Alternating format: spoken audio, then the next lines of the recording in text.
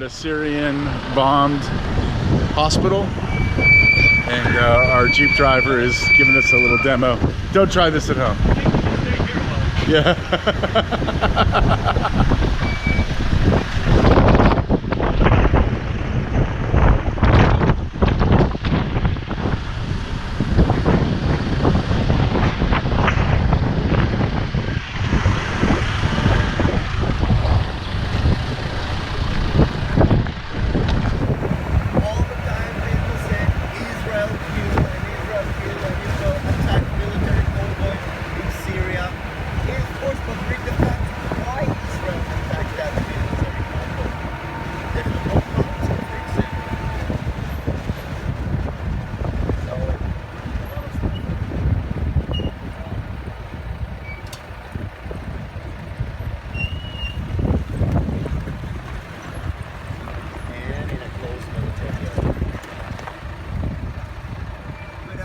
And that white building is the old town of Quneitra. Over there you have Erez. This is a group that spread legions to Al-Qaeda, and we're gonna be on the fence.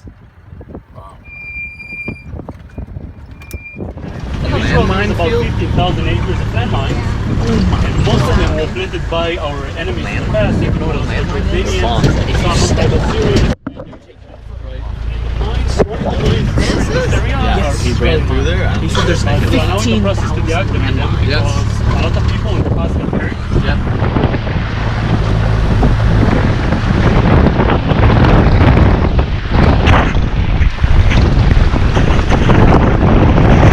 Yom Kippur, we weren't prepared like in the 6-day war.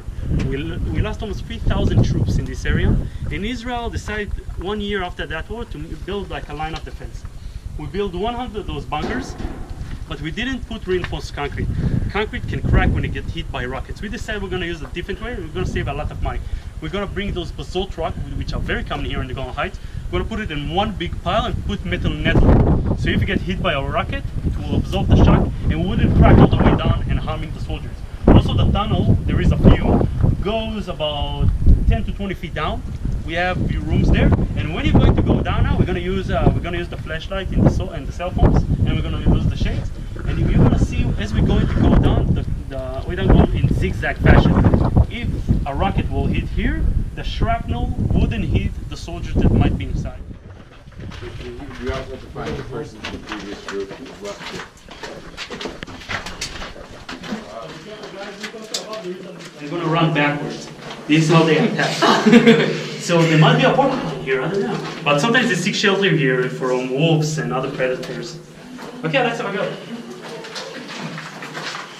But guys, make sure everybody's going to follow you. Okay, if you laugh, make sure. You see? Yeah. This is the access. Okay.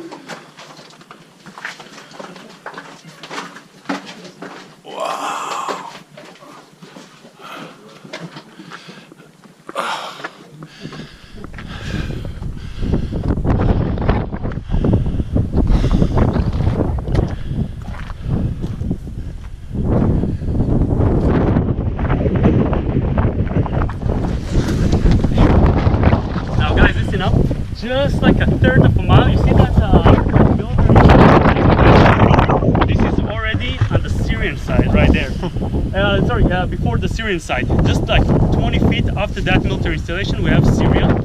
And the reason why I feel so safe coming here, and I've been coming here for like the past 4 years, no, almost 4 years, and I took bigger groups than you. The last group that I took here were 50 students from Duke University, law students. And the reason why I feel so safe, I know the names of the groups on the other side. I know what they carry. I know what we are carrying. They have AK-47s. They have American machine guns, the 0.5 caliber, and they have artillery. We have jet fighters, drones, and tanks. You're not going to bring a knife to a gunfight. They are not that smart, but they know not to mess with Israel at this point. After so many years of conflict, they cannot afford any more losses. Between us and them, we have 12 feet high fence with motion sensors and the cameras. Sensors go also under the ground. We have a road next to it, which we have H1 Hummers with automatic torrents, machine guns, driving back and forth. We have an anti-tank mode, the landmine field, armed personnel carriers, missile guidance system Arrow 2, Iron Dome, and Tammuz missile guidance system, Chariot Mark 4 tanks, drones, and jet fighters. This is the most militarized border in Israel, in the Middle East today. Now the name of the groups, what we are watching, we can see Hermon Mount up north. Hermon Mount is the highest peak in Israel. Go up to something like 8,000 feet above sea level. But the more snowy part to the right, there is some snow, I don't know if you can see the trace of snow. It's on the Syrian side. Over there we got Hezbollah. Hezbollah, it's a Shia Lebanese terrorist group from also south of Lebanon. Hezbollah name in English, Party of God. And they are loyal to the regime. After that we have Bashar al-Assad regime. Just in our drive in that direction we reached the capital of Syria, Damascus. We have also Russian fighters. We got Chechenian mercenaries. We got Jish Javetchek, Jaoler al-Islameh, Jaoler Quneitra. We have FSA, which is Free Syrian Army. We have ISIS. We have Al-Qaeda, Fatah al-Sham, they are named, the Operation Branch of Al-Qaeda. And those are the neighbors. Some neighbors we got here, huh? You guys have Mexico and Canada, we have those guys. These binoculars Amazing. are crazy. Yeah, guys, press the You can binoculars. see the soldiers. Get close, get close. Because I also want to show you a map of what's going on today. Now guys, we are now standing on the blue spot, spot which is the Golan Heights. This is the rest of Israel. Over here we got the Sea of Galilee. This is Lebanon. Over here we got Jordan. Over here we got Iraq, and over here we got Turkey. The beautiful coloring in the middle, this is Syria a month ago. It's about the same as now. Every month I try to print a new map. But just to give you some indication about the forces, there is more than 400 groups in Syria fighting today. But I'm going to attack the major ones. Up north we got the Kurds. The Kurds are a Sunni minority inside Syria, Iraq and Turkey. They are mostly moderate Sunnis. We got the red coloring over here, which is the regime. This is Bashar al-Assad government. Doesn't look like much, but they control the critical cities inside Syria. They control Hama, Homs, Damascus and Aleppo. The green coloring over here is the FSA. The opposition, you know them as the rebels. The gray area over here is ISIS and Al-Qaeda and other Sunni related radical groups. This is about the same landmass as the UK if you calculate also in Iraq. The population of Syria used to be 24.5 million people in 2011 and now 15 million people. 500,000 people died, 4 million are displaced in this area and Iraq, and 5 million are refugees. Where are the refugees? 1 million in Germany, 1.5 million in Lebanon. Look at that small country. A third of the Lebanese population are Syrians. 2 million in Jordan and the rest are in Turkey. Now you gotta ask yourself, Israel is so close to Syria. How come Israel didn't take any refugees? People ask me a lot. Israel decided in 2012 not to take refugees from the Syrian conflict at all. Not because we don't want to help, and we do help them in other ways. It's because just next to the fence, those are the neighbors. The rest of all the Syrian civilians that are running away from the war rather go to places like Turkey, Jordan, Iraq, Lebanon, those places where they can be more safe. And also, I'm going to give you a chance to guess from 1 to 5 million, how many people from Syria try to become asylum seekers in Israel? Guess a number, just whatever you can think of. From 1 to 5 million.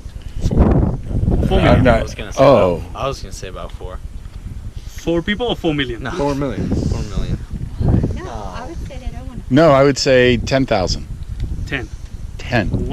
People try to become asylum seekers from Syria. And just to state what I said before, they rather go to other places, and years of anti-Israel propaganda made us think we're North Korea, but we didn't turn the other way. We realized that some of the villages over here have people. There is more than 1.5 million, used to be more than 1.5 million Syrian civilians in the Syrian Golan Heights. Now I grew up here. I remember coming to those hills often, to that hill called the Hermonit, and we used to make do a hike and camping, and we used to look through Syria at nighttime. We used to see so many lights of the towns, cars driving, fireworks when they had weddings, the blue lighting from the mosques. Now when you come here at nighttime, you see darkness. You see bullets flying, you see explosions. That's what you're gonna see. No electricity, no running water. The population of Syria also have doubled in the last 30 years, so the average age is 18.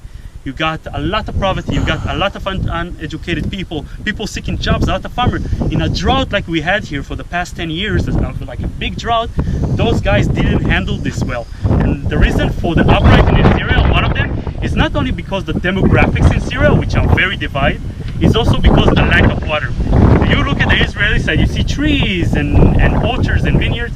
We managed to collect water from the rain, purified water. those guys did it. They used to grow cotton. Cotton needs 4 times more water than wheat. They dry up the main water source. Syria slowly collapsed. When you go to 2010, to cities like Damascus and Aleppo, you're gonna see thousands of tents around the cities, people seeking jobs, farmers losing their land. And this is the thing. There is over here called the city of Dara. You see right next to Israel. This is where the war started in Syria. It all began. The city of Dara is a pretty small city, mostly farmers, Sunni farmers. And remember, majority of the population of Syria are Sunni Muslims, but they are not the ones that control the country of Syria. Those are the Alawites. The Alawites are a minority in Syria, only 12%, but they are the biggest minority, and they run the country. Bashar al-Assad is from an Alawite tribe. So the majority of the people in Syria are oppressed by the minority there. You have to remember that point. I'm talking about before and until today. There were 4 teenagers in the city of Tara in 2011 doing graffiti against the government. Those 4 teenagers got kidnapped by the regime soldiers. 3 of them came back home after a week. One of them did them named Hamza al-Khatib. The body of Hamza al-Khatib came back to the parents after a month in the worst condition you can imagine. People started protesting in the city of Dara, and the protest became a riot. Slowly expanding to Damascus, to Hama, Homs, El Raqqa, over here, Aleppo, all over Syria, people were uprising against the dictatorship of Bashar al-Assad, using chemical weapons against those people, oppressing the media. You couldn't go against this dictator. If you said one bad word on the media or Facebook or whatever, you will be jailed or executed, something worse. Slowly the protest became a riot, and the riot became an uprising. They formed what we call the FSA. The FSA are the green part over here, as you can see. So in the beginning, if you look at the map in 2012, you would see half is like red and half is like green. But how come it got like that? Because it's a civil war that became a proxy war, and you've got more people are involved. You know the group Al-Qaeda, right? I don't know, you guys from America. Now, Al-Qaeda in Iraq, right here, basically became a very small group. After you guys took Bin Laden and did a lot of airstrikes to take down this group, we thought we got rid of Al-Qaeda. We honestly did. We thought we just made them a small group right here in Iraq. Al-Qaeda's biggest agendas is to attack the West, like they did in 9/11. But there was another group called the Awliya al-Islamiyya, ISIS, the Islamic State of Iraq and Syria, formed by Abu Musad al-Zarqawi, a street farm from Jordan. Also follow the same path as Al-Qaeda, because Al-Qaeda and ISIS both are Sunni radical groups. They both believe in a new caliphate, in the Islamic State. But ISIS doesn't want to attack the West. They want to control the West. They want to invade Russia. I don't know if they heard about Napoleon in Italy, it's not that easy. And they want to put a black flag at the White House. So they are different kind of players. Al-Qaeda and ISIS both invaded from Iraq to Syria. This is why you see this division of forces right here. They got a divorce in the middle, and they declare war on one another. We wish them both good luck, don't get me wrong, that's good. But that's the thing, ISIS became famous in August 2014 when they executed the American journalist James Foley on camera. ISIS realized something. We're not going to be like the other terrorist group, like the Taliban, Boko Haram, Al-Shabaab, Hezbollah, Hamas, all those groups. We're going to be a different kind of terrorist group. We're going to be a 21st century terrorist group. They use Facebook, LiveLeak, YouTube. They use the media to attract young, delusional people from all over the world. You got people from the US, from Israel, from Canada, from Australia, from other Arab countries joining the fighting. ISIS warriors, you have to understand, people think they're all just Muslims. No. You got ISIS and you got the Kurds. Both of them are Sunni Muslims, but they're still attacking each other. People like to say it's a Shiite Sunni war, but it's not a religious war like everybody say. It's a tribal war. This is what people, us, the West, need to understand. If we're gonna realize that as soon as we can, we're gonna have a better approach to this war. Because pouring fuel, just arming opposition, like we did with the FSA, because between 2011 until 2013, Obama's administration actually supported the FSA. Because let's say you got the regime, aka the bad guys, and you got the rebels, aka the good guys. So you want to take the bad guys out, what are you gonna do? You're gonna train the opposition and arm them, right? But you got the war here that people switching teams. Not long ago I saw a UN vehicle with an Al-Qaeda flag on top, an American machine gun. How they got the UN vehicle? They stole it from the UN. But how they got an American weapon? Al-Qaeda is one of the US biggest enemies. You had people from the FSA joining ISIS and Al-Qaeda and taking their toys with them. Why would they join? One of the many reasons in Syria is also money. People are starving over there and want to feed their families. You look at a group like ISIS, which the daily income is $3 million, mostly from oil and kidnapping people and other related crime. And you're gonna switch teams and you're gonna take your shiny toys with you. This is why arming up position in Syria, I'm saying again, is not the best way. The best way that I would do is just draw security lines inside Syria, cut up the funding to those terrorist groups, actually the US did that, and not supplying any of them. Yeah, put some forces on the ground, but not supplying the groups inside Syria with any kind of weapons. Because even though we kind of support the Kurds, you still got groups inside the Kurdish field which are considered as terrorists by other countries. This is why the situation is so complicated, because those guys fight those guys and those guys fight those guys. What happened? And then you got Turkey is involved, you got Iraq, and you got Jordan, you got Qatar and Saudi Arabia involved, you got Russia and China and the US. Everybody is involved in this war. But the funny thing is, you see those guys up here, as I said in the beginning, those are the Kurds. The Kurds don't have jet fighters and drones like we do. How they manage to block ISIS all those years? They don't got Putin to back them like the regime do. They use women soldiers in the front line. Now I gotta ask you, why women soldiers? First of all, they're very good fighters. Second, ISIS warriors believe in jihad. Jihad in English is struggle. And they believe that if they get killed in combat, they will go to heaven and get virgins. Yeah. Good luck with that. But if you get killed by a woman, you will go to hell and reborn as a dog. So every time they see the Kurdish women fighters, they run the other way. And this is I got from Vice News, by the way. They actually interviewed ISIS warriors. Now you cannot really, you can negotiate with the Kurds or the FSA or the regime, but you cannot negotiate with those people anymore. If you live in ISIS territories and you're not a Sunni Muslim, you have to convert to Sunniism. If you don't, you have to pay a jizya, which is a tax for non-Muslim. And of course, you cannot afford that in a country like Syria. People, if you steal they cut off your hands, you fornicate, you stone to death. If you're gay, you will be executed by throwing out of rooftops. Mentally challenged people will use the suicide bombers. This is ISIS. One of the best way we can strike ISIS is not only by, again, arming our position, is also through cyber warfare. Because, for example, you got the Taliban in Afghanistan, and the Taliban is twice as big as ISIS, and they kill 10 times more people than ISIS. Why don't you hear about the Taliban in the media? They don't do terrorist attack. They don't inspire lone wolves to do terrorist attack.